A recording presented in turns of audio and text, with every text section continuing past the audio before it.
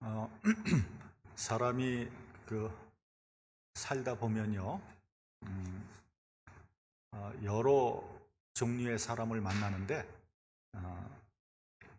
세 종류의 사람을 잘 만나야 된다.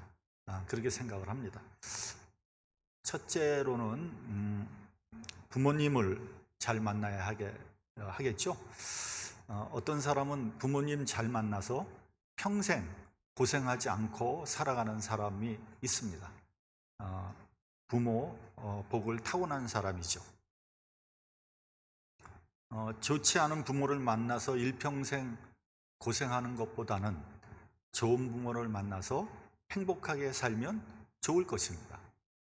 그런데 문제는 부모님을 내가 선택할 수 없다는 거죠. 그래서 어쩔 수 없어요. 그래서 우리가 해야 될 것은 우리가 좋은 자식이 되는 것이고 또 좋은 부모가 되어야 하는 거죠. 그러면 여기서 좋은 부모란 무엇인가 한번 생각을 해봐야 됩니다. 돈 많이 물려주는 부모가 좋은 부모일까요? 그럴 수도 있을 것입니다.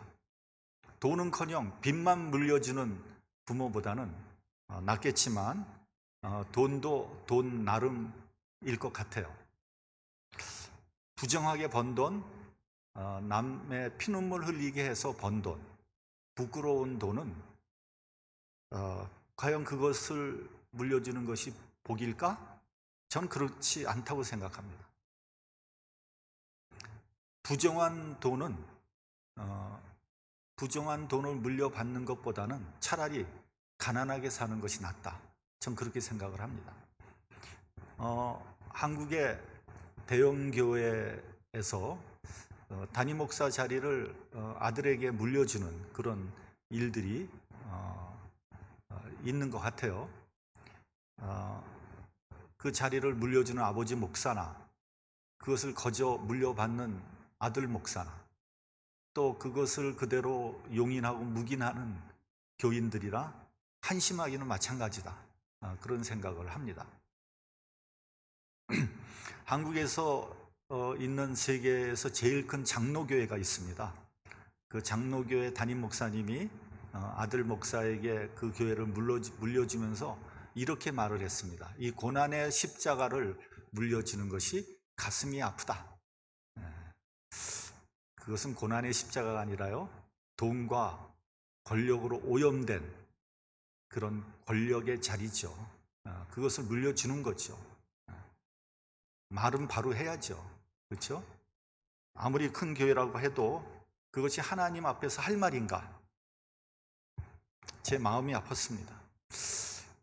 믿음의 조상이라는 아브라함을 한번 생각을 해보도록 하겠습니다. 여러분, 아브라함에게 있어서 믿음의 최고봉은 뭐라고 생각하십니까? 첫째는 믿음으로 본토와 부모와 친척을 떠난 것.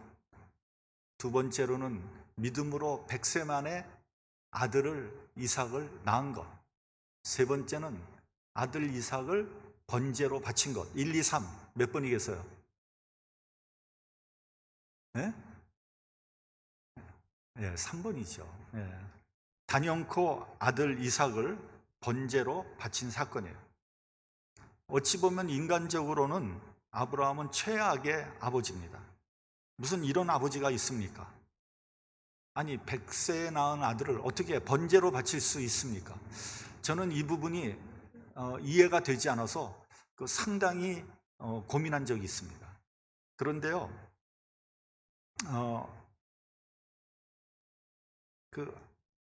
아무리 하나님의 명령이라도 이게 무슨 경우입니까?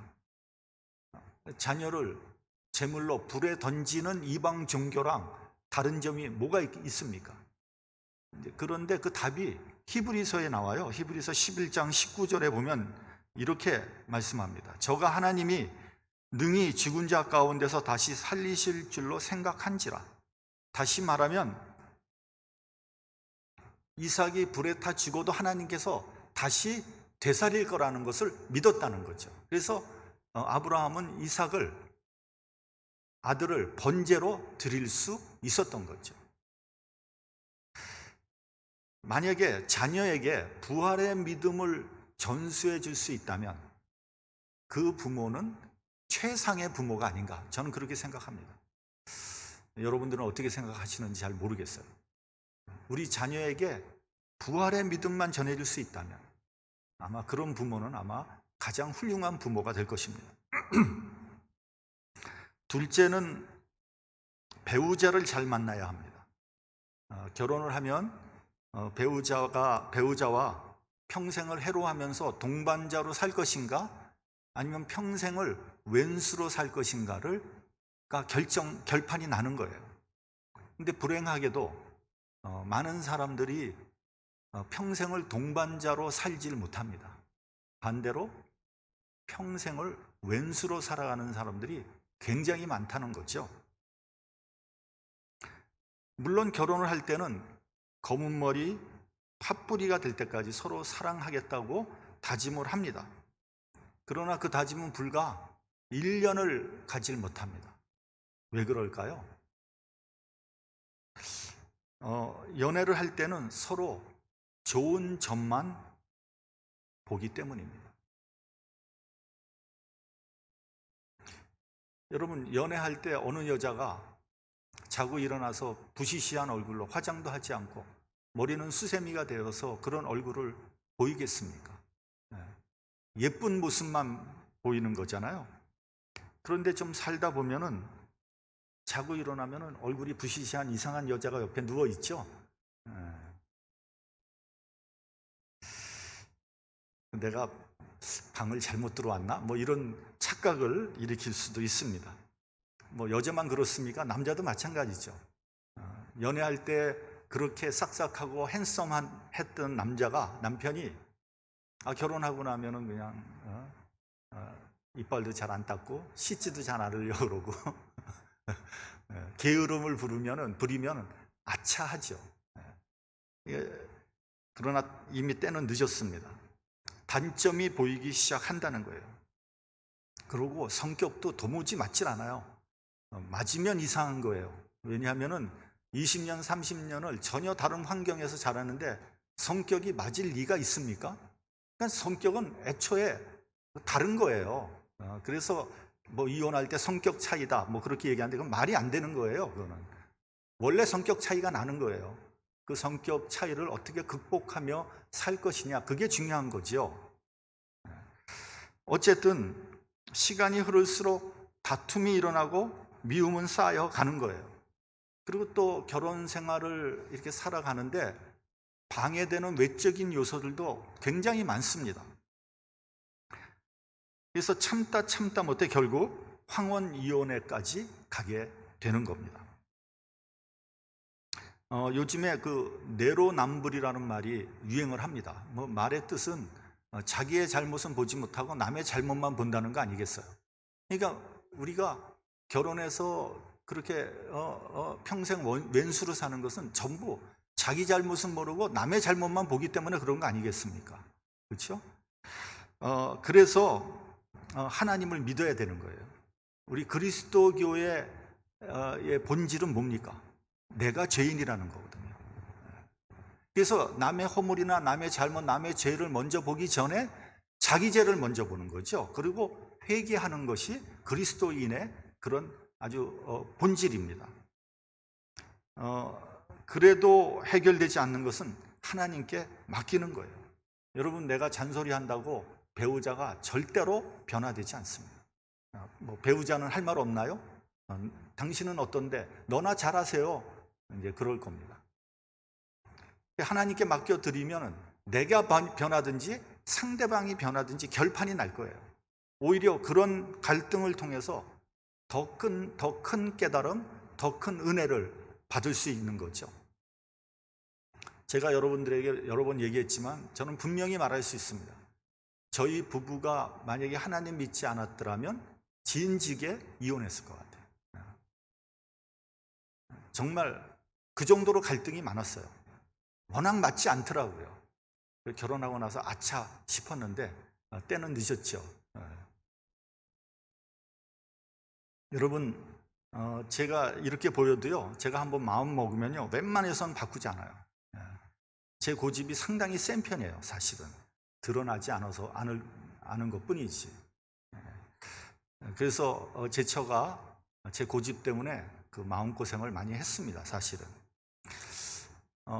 어쨌든 결혼한 사람은 무조건 하나님을 믿어야지 배우자랑 회로하면서 동반자로 살 수 있다 하는 것을 꼭 기억하시길 바랍니다. 셋째는요, 친구를 잘 만나야 돼요.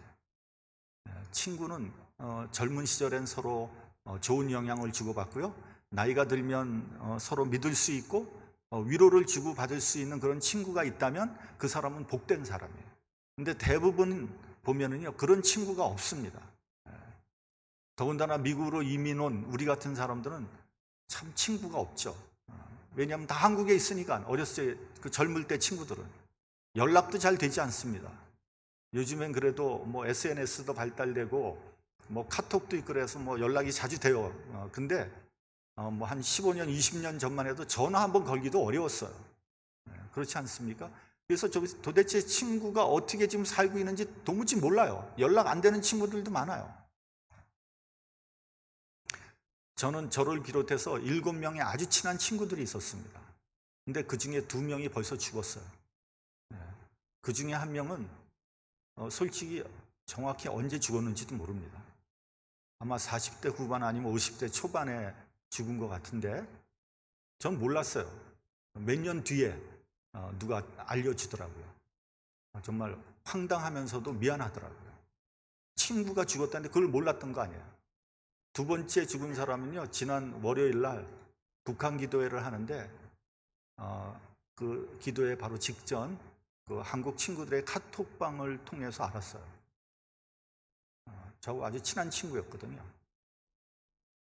그 혈액암이 몇 년 전에 혈액암이 걸려서 투병하고 있다는 소리는 들었는데 제가 한국에 나갔을 때도 만났거든요. 근데 뭐 괜찮더라고요. 많이 좋아지고 있다 그래서 치료를 잘 받는 모양이라고 생각을 했는데 갑자기 죽었습니다. 그 딸과 사위가 삼성병원 의사인데 뭐 최선을 다해서 치료했겠죠. 그러나 뭐 어떻게 하겠습니까? 사람의 목숨. 그래서 참 그 안타까운 마음을 카톡을 통해서 보냈습니다. 친구가 죽었는데도 가보지도 못하는 거예요. 어찌 보면은 뭐 친구라고 할 수도 없는 거죠. 각박한 이민 생활에서 나의 친구는 어디에 있습니까? 그리스도 안에서 교우가 나의 친구예요. 세상 친구들 아무리 많아도 사실 소용없습니다. 나의 좋은 친구를 찾기보다는 내가 좋은 친구가 되어줘야 됩니다. 그래야지 상대방도 나에게 좋은 친구가 될 수 있는 거예요. 그런데 이 세 종류의 만남보다 더 중요한 만남이 있죠. 무엇이겠습니까? 하나님과의 만남입니다. 하나님과의 만남이 이루어질 때 비로소 인간관계가 제대로 이루어질 수 있는 거예요. 하나님의 은혜를 받은 사람은 인간관계도 잘 맺을 수 있어요. 왜요? 이미 말씀드렸잖아요. 내가 죄인인데 나의 잘못부터 보는데, 우리 그리스도인이라는 것은 하나님으로부터 은혜를 받은 사람은 내 잘못부터 보는 거예요. 나의 죄부터 보는 거예요. 그러니까 인간관계가 좋아질 수밖에 없는 거죠. 그래서 먼저 하나님과의 관계가 중요한 거예요. 수직적인 하나님과의 은혜의 관계가 정립이 되면요, 수평적인 인간관계 잘 이루어질 수밖에 없어요. 왜냐하면 하나님을 알면 나 자신도 대충 알게 되고요, 인간이라는 것이 무엇인가를 알게 되거든요. 그래서 칼빈은 이런 말을 했습니다. 하나님에 대한 지식이 없이는 자기에 대한 지식도 없다. Without knowledge of God, there is no knowledge of self. 하나님에 대한 지식이 없으면 인간에 대한 지식도 없는 거예요. 인간이 무엇인지 모른다는 거예요. 여러분에게 여러 번 말씀드렸지만 내가 하나님을 찾아가는 것이 아니라 하나님이 나를 만나줘야 되는 거예요. 그런데 걱정하지 마십시오. 하나님은 사람을 찾으시는 분이에요. 내가 마음을 열고 받아들이기만 하면 되는 거예요. 하나님은 아담을 부르셨습니다. 아담아, 네가 어디 있느냐? 아담이 어떻게 했습니까? 하나님이 두려워 숨었나이다. 아담은 피했습니다. 숨었습니다. 거부했습니다. 하나님이 모세도 불렀습니다. 떨기나무 불꽃 가운데서 하나님께서 나타나셔서 모세야, 모세야. 모세는 어떻게 대답했습니까? 내가 여기 있나이다. 그 하나님의 부름을 받아들인 거예요. 그래서 모세로 쓰임을 받게 된 겁니다. 하나님은 베드로도 불렀고요, 사도 바울도 불렀습니다. 이 부름에 응답하고 하나님을 만나야 됩니다. 오늘도 하나님께서 여러분을 부르십니다.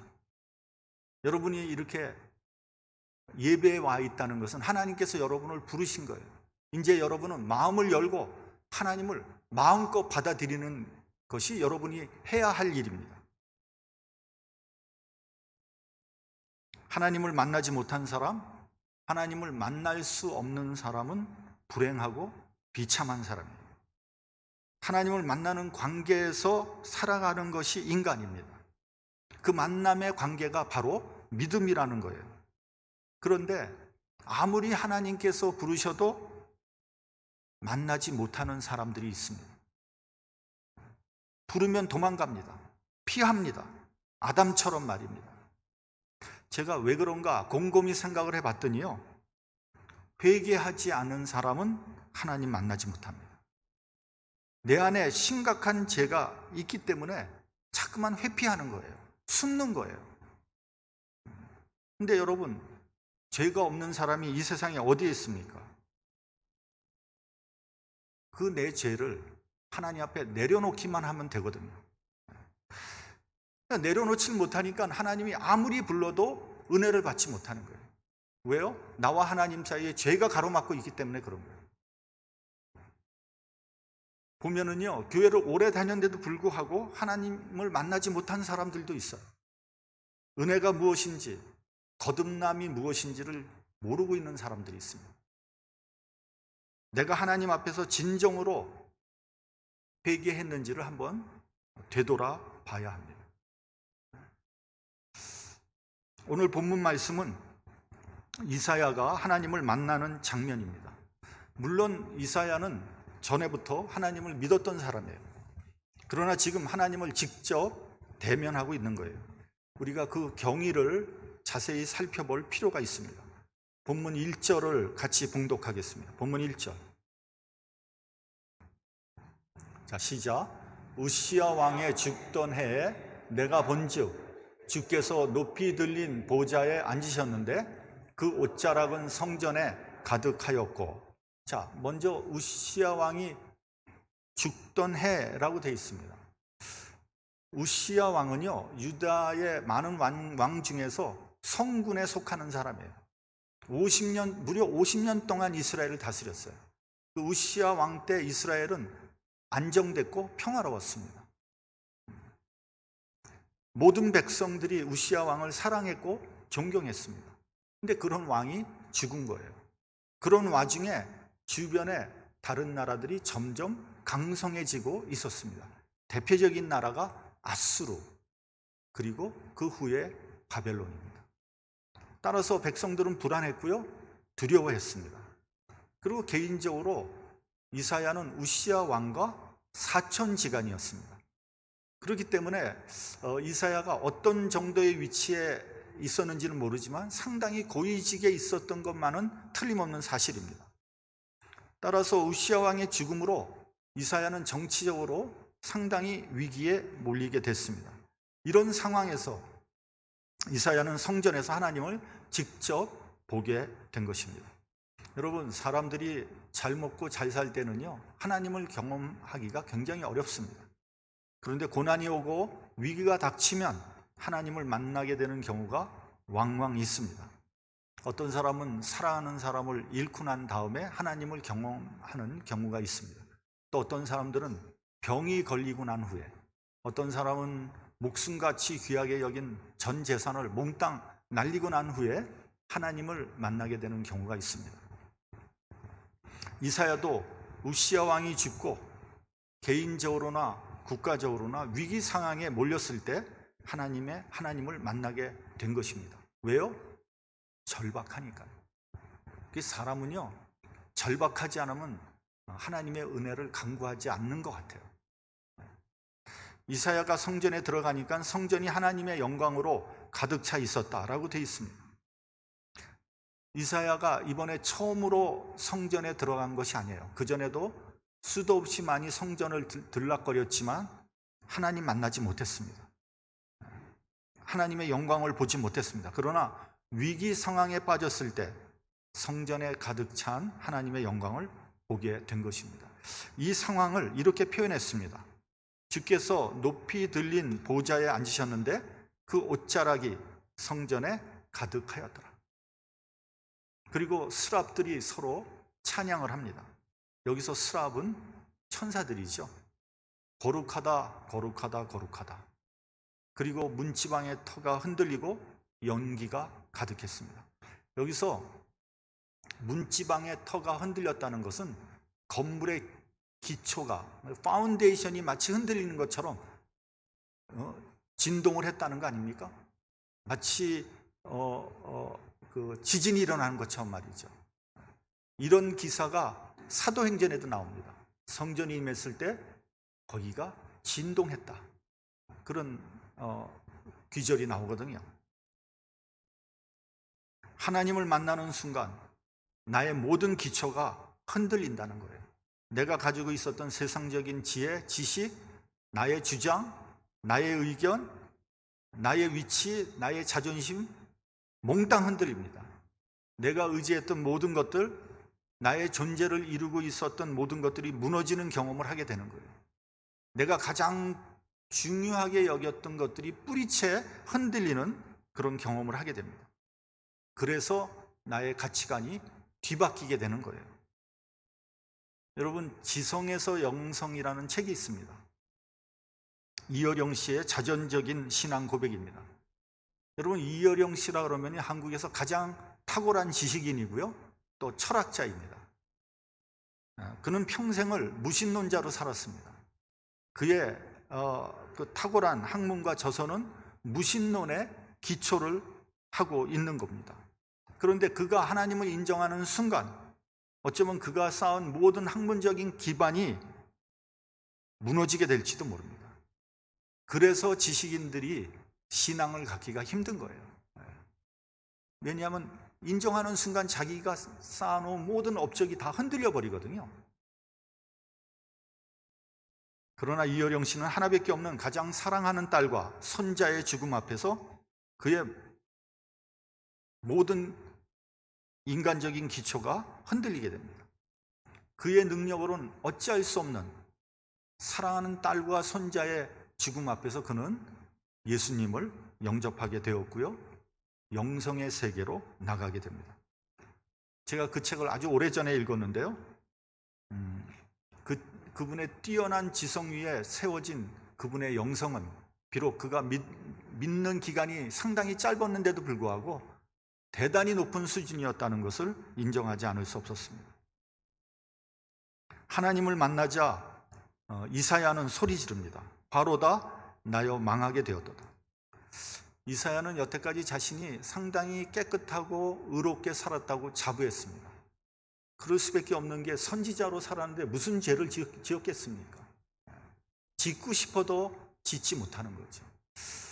제가 이렇게 목사로 살다 보면요, 죄를 짓고 싶어도 짓지 못하는 경우들이 많이 있습니다. 왜냐하면 하나님을 의식하거든요. 죄를 지으려고 하다가 하나님이 보시는 거 아니야? 또 여러 성도들이 있잖아요. 그러니까 죄를 짓고 싶어도 못 짓는 거예요. 그러나 이사야는 하나님 앞에 서자 자신이 너무 부끄럽고 비참해서 망하게 되었다는 거예요. 가려졌던 자신의 모습이 백일하에 드러나게 된 것입니다. 마음속에 숨겨져 있었던 죄, 아무도 모르는 죄, 나만 알고 있는 그 죄, 심지어는 나도 의식하지 못했던 그 죄마저 다 드러난 것입니다. 이것은 마치 어두울 때 잘 보이지 않았던 지저분한 것들이 햇빛이 비치면서 확연하게 드러나는 것과 같습니다. 종교개혁자 마틴 루터는 수도원에서 수도사로 있을 때 신부가 되기 전에 회개하며 중생을 경험했다고 합니다. 그가 중생을 경험했을 때 죄가 너무 많이 생각이 나서 하루에도 수십 번씩 주임 신부를 찾아가서 고해성사를 했다는 거예요. 그러니 주임 신부가 얼마나 귀찮았겠어요? 그래서 하루는 주임 신부가 이렇게 얘기했다는 거예요. 루터야, 제발 그 죄들을 한꺼번에 모아서 하루에 한 번만 고해성사하면 안 되겠니? 하고 부탁을 했다는 거예요. 한번 생각해 보십시오. 수도원에서 수도사로 사는데 무슨 죄를 지었겠어요? 그러나 그의 마음속에 수시로 일어나는 죄를 짓고자 하는 그 마음 때문에 루터는 고해성사를 했던 거죠. 그래서 인간은 근본적으로 죄인인 것입니다. 또 본문에서 이사야는 나는 입술이 부정한 사람이라고 했어요. 마음속에 있는 것들이 말로 나오고요, 그 말에 따라 움직이면 그것이 행동이 되는 거죠. 그러므로 여러분, 그 사람의 말을 들으면 그 사람의 생각, 그 사람의 삶, 그 사람의 인격을 그대로 볼 수 있는 거예요. 그러니까 그 사람의 말이 점잖으면 그 사람 점잖은 사람이에요. 그 사람이 말이 교양이 있으면 그 사람 교양이 있는 사람이에요. 말이 거칠면 그 사람 거칠은 사람이에요. 말에서 육두문자가 나오면 그 사람 마음도 역시 그와 같은 거예요. 어떤 경우에는 평소에는 얌전했던 사람이 갑자기 그냥 쌍욕을 하는 사람이 있잖아요. 그 사람의 마음속에 이미 그 쌍욕이 들어가 있는 거예요. 그래서 야고보서 3장 2절에는 말에 실수가 없는 자는 곧 온전한 사람이라고 한 겁니다. 그러므로 나는 입술이 부정한 사람이라고 한 것은 나의 생각, 나의 말, 나의 인격, 나의 행동에 이르기까지 나는 죄인이라고 고백한 것입니다. 또 입술이 부정한 백성 중에 거하면서라고 되어 있습니다. 모두가 죄인이라는 거예요. 의인은 없나니 하나도 없나니. 그 모든 백성이 다 부정한 거예요. 그 중에 이사야는 자기는 의로운 줄 알았는데 자기나 그들이나 별로 차이가 없는 거예요. 여러분, 우리의 문제는 무엇인지 아십니까? 다른 사람 다 더러워도 자기는 깨끗한 줄 알아요. 다른 사람은 다 불의해도 자기는 의로운 줄 알아요. 다른 사람들 다 문제투성이고요, 자기는 문제 없는 줄 알아요. 그래서 문제가 해결되지 않는 거예요. 나도 똑같은 사람이라는 것을 인정해야 됩니다. 그때 스랍 하나가 제단에서 벌겋게 핀 숯을 가지고 와서 이사야의 입에 대면서 내 악이 제하여졌고 내 죄가 사하여졌다고 했습니다. 이사야의 입을 숯불로 지졌다는 것은 무슨 의미냐면 이사야 자신이, 그의 전 인격이 제단에서 번제로 바쳐졌다는 것을 의미하는 거예요. 이사야가 제단에 제물로 바쳐지면서 그의 모든 죄가 사함을 받은 거예요.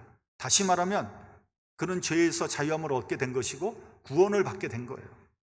마지막으로 본문 8절을 봉독하도록 하겠습니다. 본문 8절. 자, 시작.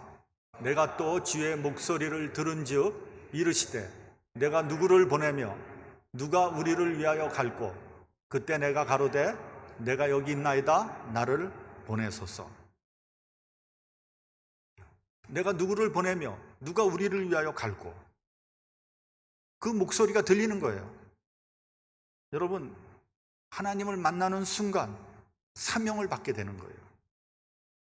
하나님을 만났는데도 난 내가 뭘 해야 될지 잘 모르겠는데요, 이렇게 얘기하면 그건 하나님 만났다고 얘기하기가 굉장히 곤란한 거예요. 왜냐하면요, 여태까지 나만을 위해 살았다면, 여태까지 나의 가족만 위해서 살았다면 하나님을 만난 순간 하나님의 사역을 먼저 우선적으로 생각하게 되는 거예요. 나 중심적인 생각이 하나님 중심적으로 바뀌게 되는 거예요.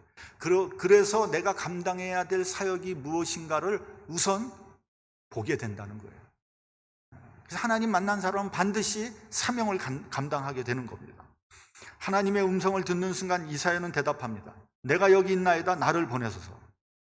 여러분, 은혜를 받은 사람은요, 하나님이 나를 필요로 한다는 것을 깨닫게 됩니다. 그리고 나는 하나님 안에서 필요한 사람이라는 것을 알게 되는 거예요. 내가 할 일이 무엇인가를 깨닫게 된다는 거예요. 세상적으로는요, 겸양이 미덕입니다. 그래서 양보하는 사람이 정말 교양 있는 사람이죠. 그러나 예수 안에서는 그렇지 않습니다. 어떤 사람은요, 이런 일을 좀 해주세요 그러면은 극구 사양하는 사람이죠. 결국 안 해요. 그건 뭔지 아세요? 아직 하나님 제대로 만난 게 아니에요. 자기의 사명이 뭔지를 모르는 거예요. 사역을 더 잘할 수 있는 사람에게 양보할 수는 있지만 교회 사역은 내가 자발적으로 하는 거예요. 그래서 쓸데없는 겸손은 신앙생활에서 도움이 되지 않아요. 여러분, 우리는 여태까지 내가 정한 목표를 위해서 부단히 노력했습니다. 그러나 이제는 더 이상 세상적인 목표를 향해 뛰지 않습니다. 그것이 나의 프라이어리티가 될 수 없습니다. 우리는 하나님의 나라와 그 뜻을 위해 이루기 위해서 나가는 것입니다.